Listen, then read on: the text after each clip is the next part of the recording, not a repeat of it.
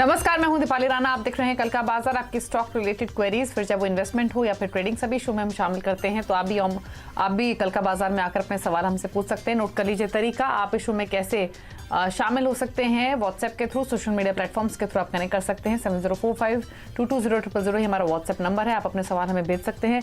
इसके अलावा social media यानी फेसबुक, ट्विटर पर ये शो लाइव जा रहा है, आप देख भी सकते हैं। साथ ही अपने क्वेश्चंस भी हम तक पहुंचा सकते हैं सोशल मीडिया प्लेटफॉर्म के थ्रू ही।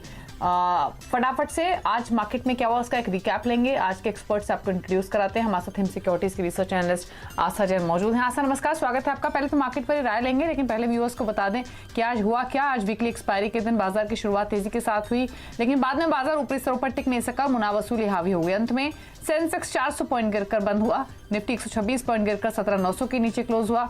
आज बैंक निफ्टी ने 41,840 का नया रिकॉर्ड हाई बनाया। हालांकि बाद में यहां भी मुनावसूली हावी हो गई और बैंक निफ्टी ऊपरी स्तरों से 600 पॉइंट से ज्यादा फिसलकर 41,209 पर बंद हुआ। आज सबसे ज्यादा पिटाई हुई आईटी की, फार्मा की, रियल्टी स्टॉक्स की, ऑटोमेटल्स में खरीदारी का रुझान था।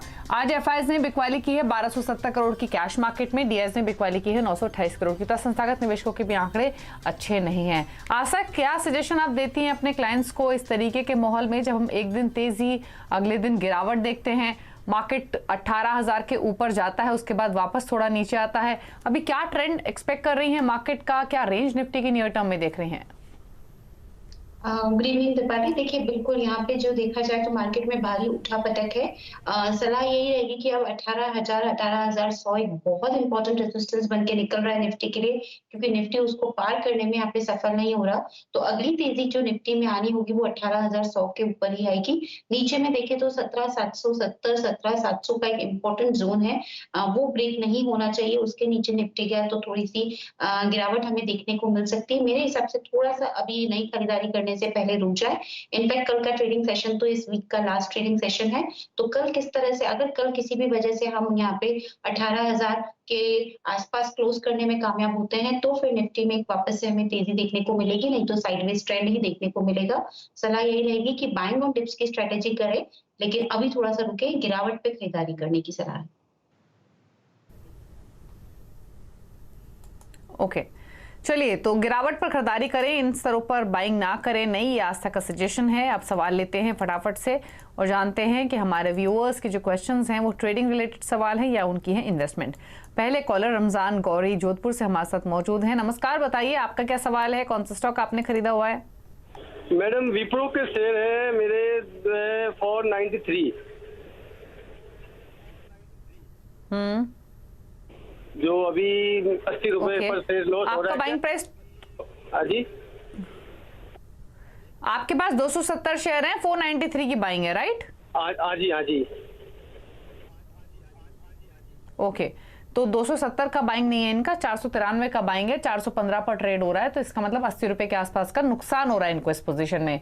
आशा, क्या करना चाहिए विप्रो में? आईटी की तो हालत खस्ता ही है, स्टॉक्स ऊपरी स्तरों से काफी नीचे आ चुके हैं एक स्मार्ट रनअप के बाद पिछले साल। अब ये क्या करें? देखिए, विप्रो की अगर हम बात करें तो यहाँ पे जो मीडियम टर्म चार्ट है उस पे 200 ईएमए का एक सपोर्ट ये पकड़ रहा है, उसके नीचे नहीं जा रहा है, तो बस एक वही रिलीफ है।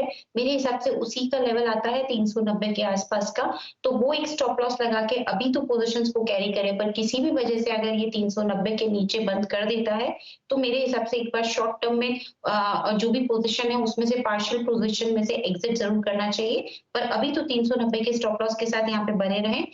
इनिशियल टारगेट जो मैं एक्सपेक्ट कर रही हूँ, अगर इस काउंटर पे तेजी लौटी तो 440 450 के रहेंगे। अभी बने रहने की सलाह है 390 के स्टॉप लॉस के साथ, लेकिन अगर वो ट्रिगर होता है तो एक बार पार्शियल एग्जिट करने की सलाह रही। ओके, अगले कॉलर से बात करेंगे। पंकज कोल्टे हमारे साथ हैं पुणे से। पंकज, गुड इवनिंग, बताइए अपना सवाल। हाँ, नमस्कार मैम। मैंने 200 शेयर खरीदे हैं टाइटन के। हाँ, नमस्कार मैम। टाइटन के 200 शेयर मैंने खरीदे हैं। ओके, 2398 के रेट से। ओके, ठीक है। तो आपकी इन्वेस्टमेंट है या शॉर्ट टर्म के लिए लिया है आपने ये स्टॉक? इन्वेस्टमेंट ही है, मतलब मैं 6 मंथ और होल्ड कर सकता हूँ। ठीक है, तो अभी भी 250 रुपए का फायदा तो हो रहा है, 6 महीने और रुक सकते हैं टाइटन में। आस्था, क्या करें? जी बिल्कुल, टाइटन में तो यहाँ पे बिल्कुल बने ही रहना है। ऑल्दो आज यहाँ पे थोड़ा-सा हमें नरमी देखने को मिली, बट स्टिल मेरे हिसाब से लॉन्ग टर्म प्रोस्पेक्ट्स हाई हैं और इनफैक्ट अगर ये हफ्ता ये किसी भी वजह से 2750 के ऊपर बंद करने में सफल हो जाता है, तो बहुत बढ़िया तेज़ी, नई तेज़ी इस काउंटर पे आएगी जो इसको ड्राइव करेगी 2850 से 2900 के इनिशियल लेवल तक। तो अभी यहाँ पे बने रहने की ही मैं सलाह दूँगी। एक स्टॉप लॉस लगाने जो कि इनकी कॉस्ट प्राइस टैग रहेगा 2400 के आसपास का। तो 2400 के आसपास के कॉस्ट प्राइस के साथ अभी अपनी पोजीशन के स्टॉप लॉस के साथ कंटिन्यू करें। इनिशियल टारगेट 2750, उसके बाद 2850 के टारगेट्स हमें यहाँ पे देखने को मिलेंगे।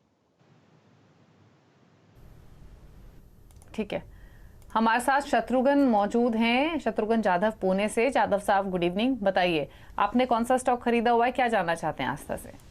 गुड इवनिंग मैडम, मैंने टाटा मोटर्स खरीदा हुआ है, 500 क्वांटिटी है मेरे पास और 495 के रुपए से मैंने होल्ड किया हुआ है। ओके, तो आपके पास 495 की बाइंग है टाटा मोटर्स में, 447 कर रहा है ट्रेड, 47 रुपीज नीचे है आपके। और काफी समय से टाटा मोटर्स आस्था तमाम ऑटो स्टॉक्स चल रहे हैं और टाटा मोटर्स एक रेंज में ही कारोबार कर रहा है, क्या सजेशन इनके लिए? देखिए टाटा मोटर्स की अगर बात करें तो थोड़ा सा वीकनेस अभी बनी हुई है। इनफैक्ट कल अगर ये 440 के नीचे क्लोज करता है तो मेरे हिसाब से थोड़ा सा ये डाउन होगा शॉर्ट टर्म के अंदर। तो पहली तैयारी तो ये शॉर्ट टर्म की रख लें कि अगर 440 के नीचे गया तो थोड़ी वीकनेस आ सकती है, उसके नीचे बंद होता है तो। लेकिन फिर भी मैं लॉन्ग टर्म के प्रोस्पेक्ट से इनको कहूंगी कि पोजीशंस को तो यहाँ कंटिन्यू ही करना चाहिए। एक स्टॉप लॉस जरूर लगाएं 420 के आसपास का और लॉन्ग टर्म के पर्सपेक्टिव से अपनी पोजीशन को कंटिन्यू करें। मेरे हिसाब से अगर एक बार इसने वापस से अपना अहम स्तर है 465 का जो कि रेसिस्टेंस है, उसके ऊपर अगर इसने बंद किया तो यहाँ पे हमें 470 से लेके यहाँ पे 490 के लेवल्स देखने को मिलेंगे। पर अभी रुक जाए लॉन्ग टर्म के हिसाब से स्टॉप लॉस के साथ। ठीक है, तो अभी फिलहाल आप होल्ड कर सकते हैं, थोड़ा सा शॉर्ट टर्म में नीचे आ सकता है लेकिन लॉन्ग टर्म इन्वेस्टमेंट है तो बने रहिए। कमाल कुमार हैं हमारे साथ इंदौर से। कुमार साहब गुड इवनिंग, बताइए अपनी होल्डिंग्स पर क्या सवाल है, कौन सा स्टॉक है? नमस्कार मैडम। नमस्कार मैडम, बताइए। नमस्ते। ये JW एनर्जी और IDFC रखो, आप निकल जाओ। आपने किस किस भाव पे खरीदे दोनों शेयर्स, IDFC और JSW एनर्जी? 203 पर JW एनर्जी और 44 रुपए पे लिए थे IDFC। ओके, तो 44 पर IDFC है, अच्छा मुनाफा दे रहा है। JSW एनर्जी 203 की बाइंग है। आस्था लेना है प्रॉफिट IDFC में या होल्ड करना है, और JSW एनर्जी में क्या करें क्योंकि यहाँ भी अच्छे मुनाफे में है ये? देखिए वैसे शॉर्ट टर्म में JSW एनर्जी को सबसे पहले मैं यहाँ पे एड्रेस करना चाहूंगी क्वेरी को। शॉर्ट टर्म में हो सकता है थोड़ा सा JSW एनर्जी नीचे फिसले और एक रेंज में हमें घूमता हुआ नजर आए जो कि रहेगी 300 से 370 के बीच में। पर इनको काफी अच्छा मुनाफा हो रहा है, इसलिए दिक्कत की कोई बात लगती नहीं है। मैं तो यहाँ पे बने रहने की ही सलाह दूंगी JSW एनर्जी में। स्टॉप लॉस लगाएंगे 315 का, थोड़ा सा डीप स्टॉप लॉस है लेकिन मेरे हिसाब से उसके नीचे जाएगा नहीं, आराम से बने रहिए। और टारगेट इसमें इनिशियल जो रख रहे हैं वो 370 का रखें, उसके ऊपर गया तो बहुत अच्छी तेजी वापस से लौटेगी जो इस काउंटर को ड्राइव करेगी 400 से 405 के स्तर तक। दूसरी तरफ IDFC की इन्होंने यहाँ पे बात की है, IDFC भी मुझे अच्छा लगता है, यहाँ पे होल्ड ही करने की मैं सलाह दूंगी। 61 का एक बार स्टॉप लॉस लगाइए और ये कॉल को लॉन्ग टर्म में मानिए कम से कम 3 से 6 महीने में तो अच्छे रिटर्न्स हमें देखने को मिलेंगे। फिर भी 61 के स्टॉप लॉस के साथ बने रहने की सलाह है। इनिशियल टारगेट रहेंगे 78 से 80 के। ओके, तो ये सजेशन आपको मिला है IDFC और JSW एनर्जी दोनों पर। इसके अलावा कुछ और सवाल लेंगे। हमारे साथ विवेक सिंह है नोएडा से। विवेक नमस्कार, बताइए क्या सवाल है? जी नमस्कार मैम, मेरे पास स्नोमैन लॉजिस्टिक का शेयर है 200 क्वांटिटी, जिसको मैंने 41 रुपए 75 पैसे के हिसाब से खरीदा था। तो इसके बारे में बताया मैम, मैं इसको होल्ड करूं या आज ये डाउन हो गया था, मतलब आज ये कम हो गया था? तो आपकी ट्रेडिंग पोजीशन है, इन्वेस्टमेंट है? ये मैंने अभी इन्वेस्टमेंट किया है। ओके, इन्वेस्टमेंट की है आपने। फिलहाल आपके बाइंग प्राइस के आसपास या ऐसा क्या करना चाहिए स्नोमैन लॉजिस्टिक्स में? ऊपर लिया हालांकि, क्योंकि ये स्टॉक हमने कल उसके प्रीवियस सेशन में काफी चलते हुए देखे थे। अब क्या सलाह इनके लिए? देखिए बिल्कुल ये बोल रहे थे आज नीचे आया तो उसके पहले का जो सेशन था उसमें बहुत बड़ी तेजी आई थी तो थोड़ा सा रिस्पाइट आता है, बट मेरे हिसाब से तो घबराने की कोई भी यहाँ पे जरूरत नहीं लगती। आराम से पोजीशन में रखिए इन्वेस्टमेंट के हिसाब से, क्योंकि बहुत बढ़िया तेजी आ रही है। और एक चीज का जरूर ध्यान रख लीजिएगा, कल अगर ये किसी भी कीमत पे 40 के ऊपर अगर ये बंद कर गया तो ये बहुत अच्छी तेजी में आ जाएगा ये काउंटर, क्योंकि इसमें बहुत बड़ा रेसिस्टेंस है, लगातार 3 हफ्तों का रेसिस्टेंस है जो 38 से 40 के जोन में है। अगर उसके ऊपर ये बंद करता है, वीकली क्लोज देता है, तो यहाँ पे बड़े रिटर्न्स हमें देखने को मिलेंगे, जो कि इनिशियल लेवल पे तो मैं 47 और उसके बाद यहाँ पे जो मैं देख रही हूँ वो तकरीबन 50 के आसपास के हैं। तो यहाँ पे बने ही रहना है, दिक्कत कुछ है नहीं। स्टॉप लॉस आराम से पोजीशन पे 37 का लगा लीजिए और पोजीशंस को कैरी करिए। 40 के ऊपर क्लोज हुआ तो यहाँ पे 47 के आने के काफी ब्राइट चांसेस। ओके, चलिए, तो होल्ड करने की सलाह है, आप बने रहिए इस पोजीशन में। एक और कॉलर से बात करेंगे, नीतीश है हमारे साथ फरीदाबाद से। नीतीश नमस्कार, बताइए सवाल। नमस्कार ma'am, good evening ma'am. Ma'am मेरे 2 क्वेश्चंस हैं। एक क्वेश्चन मेरे पास है 1200 स्टॉक्स है मेरे पास विकरांगी के 42 के रेट्स पे। ओके, और आपने स्टॉक कौन सा बताया? वक्रांगी, राइट? और इसमें बाइंग प्राइस क्या है? 42 का अभी रिसेंट बाइंग हुई है, 42 का लेवल है मेरा। ओके, तो 42 का बाइंग लेवल है, 39 पर कर रहा है ट्रेड। आज तक क्या करना चाहिए? बिल्कुल यहाँ पे वेट कर लेना चाहिए। मेरे को तो लगता है कि कॉस्ट प्राइस आने के चांसेस है, ऑल्दो आज थोड़ा सा ये वीक हुआ है, बट जिस तरह से इसने लास्ट हफ्ते में एक बहुत बड़ा क्लोज दिया था 37 के आसपास का, तो काफी अच्छा क्लोज मैं उसको मान रही हूँ। बने रहिए, कोई दिक्कत नहीं है स्टॉक में। स्टॉप लॉस के तौर पे अगर ये लगा लेंगे मेरे हिसाब से 37 का लेवल तो अच्छा रहेगा। तो 37 के स्टॉप लॉस के साथ अभी तो मैं इनको इनफैक्ट 37 नहीं, मैं यहाँ पे जो स्टॉप लॉस दे रही हूँ थोड़ा सा 35 का लगाएंगे तो ज्यादा बेटर रहेगा। 35 के स्टॉप लॉस के साथ बने रहिए। पहला टारगेट 45 का, फिर 48 का रहेगा। ओके, ठीक है, चलिए, तो आप होल्ड कीजिए, यही सजेशन है। नीतीश, आपके पास एक राशि मोटर्स भी है, उस पर भी राय लेना चाहते हैं? यस मैम, मेरे पास 300 स्टॉक्स है 360 के लेवल्स पे। 300 स्टॉक्स है 360 के लेवल, 360 का लेवल है। 360 का लेवल है इग्राशी मोटर्स में, इस पर भी राय ले लेते हैं। क्या सजेशन रहेगा आस्था इग्राशी मोटर्स में? इग्राशी मोटर्स में भी यहाँ पे बने ही रहने की सलाह है। मेरे हिसाब से वापस से ये थोड़ा सा कंसोलिडेट करेगा, रेंज रहेगी 350 से 490 के बीच में, लेकिन फिर भी एक बार बने रहिए स्टॉप लॉस के साथ, जो तकरीबन यहाँ पे मेरे हिसाब से जो आ रहा है इसमें वो रहेगा 420 के आसपास का। तो 420 के स्टॉप लॉस के साथ इग्राशी मोटर्स में अभी तो मैं बने रहने की सलाह दे रही हूँ 480 से 90 के टारगेट के लिए। ओके, हमारे साथ अब महेंद्र सिंह मौजूद हैं पाली राजस्थान से। सिंह साहब नमस्कार, बताइए सवाल। मैडम मेरे पास अडानी पावर के 100 शेयर है, 291 की बाइंग प्राइस है। ओके, और आपका ये इन्वेस्टमेंट है? हाँ मैम। ओके, तो 100 रुपए का फायदा अभी तो हो रहा है हर एक स्टॉक पे। आज तक प्रॉफिट्स लेने हैं या होल्ड करें? होल्ड ही करना है। इनफैक्ट आज तो एक पॉजिटिव क्लोज था, होल्ड ही रखना है। 350 से लेके 400 के बीच में हो सकता है ये घूमे आने वाले 1-2 हफ्ते में, पर वहां घबराने की जरूरत लगती नहीं। 355 के स्टॉप लॉस के साथ यहाँ पे बिल्कुल पोजीशंस को कंटिन्यू करें। ऊपर में एक बार 430 का पहला टारगेट रहेगा और उसके बाद हमें 450 के स्तर देखने को मिले।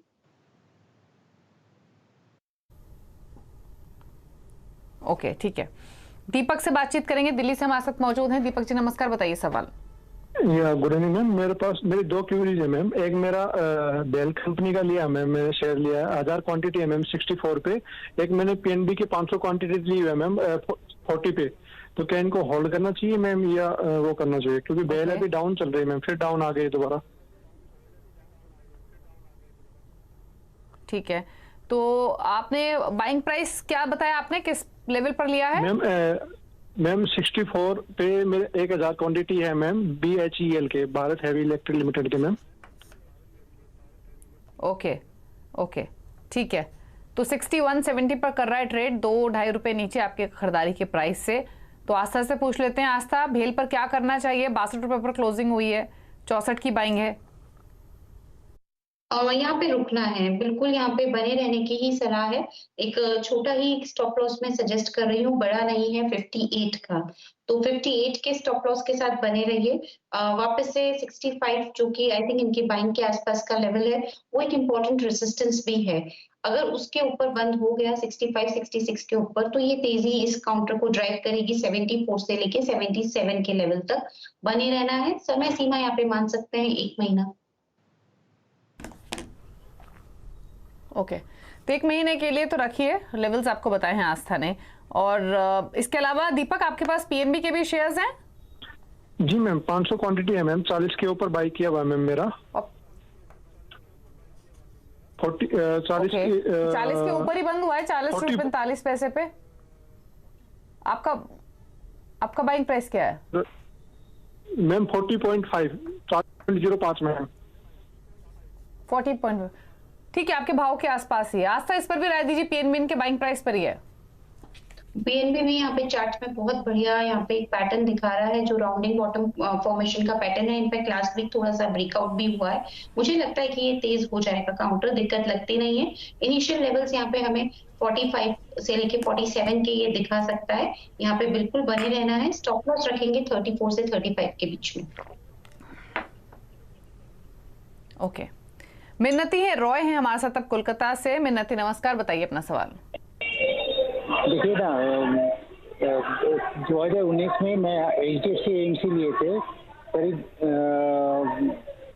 ओके 3 to 3.35 में, हाँ 150 शेयर था।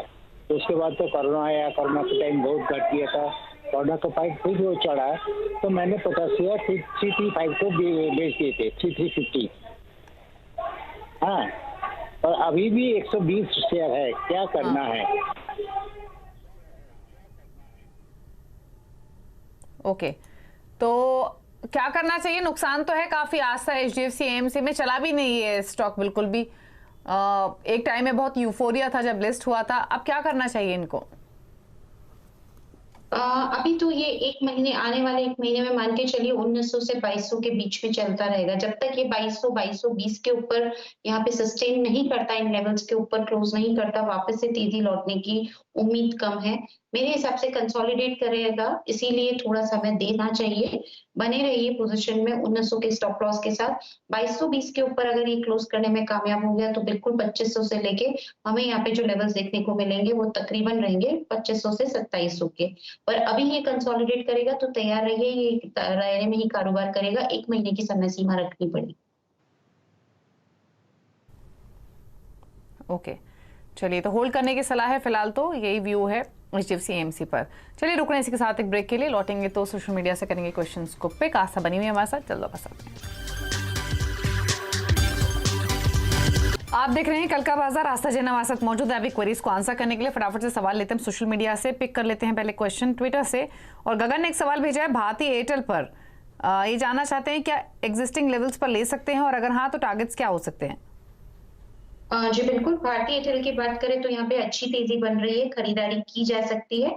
इसमें जो टारगेट्स हमें यहाँ पे देखने को मिलेंगे वो मेरे हिसाब से तकरीबन यहाँ पे रहेंगे 850 के इनिशियल लेवल पे। ओके, श्वेता सिंह एक सवाल भेज रही है। मिर्जा इंटरनेशनल पर आस्था 355 की बाइंग है, 500 शेयर्स हैं। जी बिल्कुल, मिर्जा इंटरनेशनल की बात करें तो अभी होल्ड करना है स्टॉप लॉस के साथ, जो तकरीबन रहेगा 315 के जोन में। टारगेट इसमें एक बार रख सकते हैं 380 और 420 के। स्वतंत्र श्रीवास्तव सवाल भेज रहे हैं ट्विटर पर। तेजस नेटवर्क्स 550 की बाइंग है, व्यू है 6 मंथ्स का। तेजस नेटवर्क में अभी एक साइडवेज ट्रेंड है, 680 के ऊपर ये गया तो ज्यादा अच्छी तेजी हमें देखने को मिलेगी। बने रहने की सलाह रहेगी 680 के इनिशियल टारगेट के साथ। स्टॉप लॉस रखेंगे तकरीबन यहाँ पे 570 का। देवेंद्र शर्मा एक सवाल भेज रहे हैं सोना कॉमस्टार पर 750 की बाइंग है, 50 शेयर्स हैं, 2 इयर्स का होराइजन है। जी बिल्कुल। सोना कॉमस्टार की अगर यहाँ पे बात करें तो मेरे हिसाब से अभी थोड़ा सा वीक हो रहा है, ये काउंटर तैयार है, थोड़ी सी और वीकनेस आ सकती है। 500 के स्टॉप लॉस के साथ बने रहना है, अगर ट्रिगर होता है तो एग्जिट कर जाए। ऊपर में मेरे हिसाब से एक बार 575 के ऊपर गया तो 605 के स्तर ये काउंटर दिखा सकता है। ओके, चलिए, तो होल्ड करने की सलाह है, ये आस्था का व्यू है। फिलहाल सवाल भी इतने ही शामिल करेंगे। शुक्रिया आस्था शो में आने के लिए और सभी क्वेरीज को आंसर करने के लिए। कोई क्लोजिंग कमेंट? आज जो भी स्टॉक्स हमने डिस्कस किए हैं मेरी होल्डिंग में नहीं है, बट हमारे पीएमएस की होल्डिंग में इनमें से कोई भी लॉन्ग या शॉर्ट पोजीशन में हो सकते हैं। धन्यवाद। ओके, चलिए, शुक्रिया आपका सभी स्टॉक्स पर अपनी राय देने के लिए। इसी के साथ कल का बाजार में इतना है, लेकिन खबरों पर अपडेट के लिए CNBC आवाज के साथ रहिए, यूट्यूब, ट्विटर, फेसबुक के जरिए। नमस्कार।